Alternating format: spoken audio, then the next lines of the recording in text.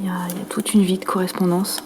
Quand je l'ai trouvé, tout était empaqueté avec des petites ficelles, en fait, comme si quelqu'un en avait pris grand soin. Moi, j'ai tout lu. Du coup, j'ai ouvert les lettres. J'ai enlevé les ficelles.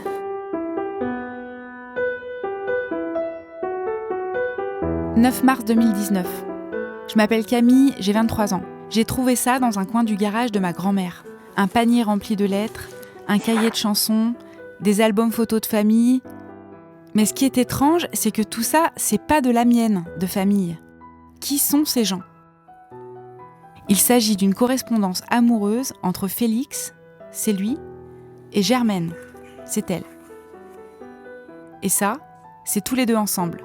Il y a très peu de photos où ils sont tous les deux. Voici ce que j'ai découvert. Félix aurait laissé Germaine, qui habitait à Nice, pour aller dans les gorges de Daluis au début du XXe siècle. Cette séparation, qui devait être temporaire, a finalement été définitive, puisque Félix n'est jamais revenu. Et Germaine a refait sa vie. En fait, Germaine était mon arrière-arrière-grand-mère. Et Félix, son premier amour. Ils n'ont pas eu d'enfant. La dernière lettre de Félix à Germaine est assez intrigante. Mon amour, ma chère bien-aimée, je me languis tellement de toi. J'ai pris le mal et je suis alitée depuis une semaine. Germaine, je crois que cette fois-ci je n'en reviendrai pas.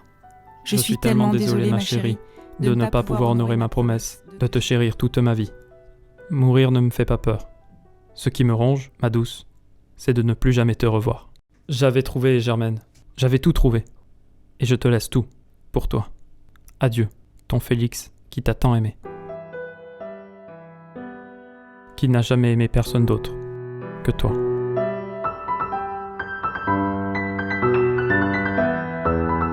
Qu'a bien pu trouver Félix ?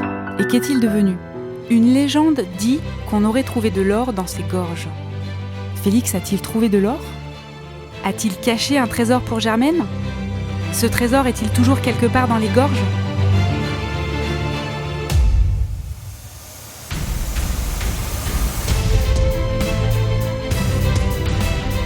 La quête de Félix m'a fait vivre une aventure incroyable dans ces gorges somptueuses que je ne connaissais pas. En parcourant leurs sentiers vallonnés, en me promenant dans leurs hameaux perchés, j'ai découvert des paysages dantesques, un territoire préservé, riche d'une faune et d'une flore singulières. Si la carte postale est très belle, ce qui m'a le plus marqué, ce sont les rencontres avec les hommes et les femmes qui y vivent, à la hauteur de la beauté de leur territoire. Ils m'ont communiqué leur attachement à ce territoire beau et difficile, leurs espoirs et leurs rêves partagés pour cette montagne rude et isolée, grandiose et prometteuse.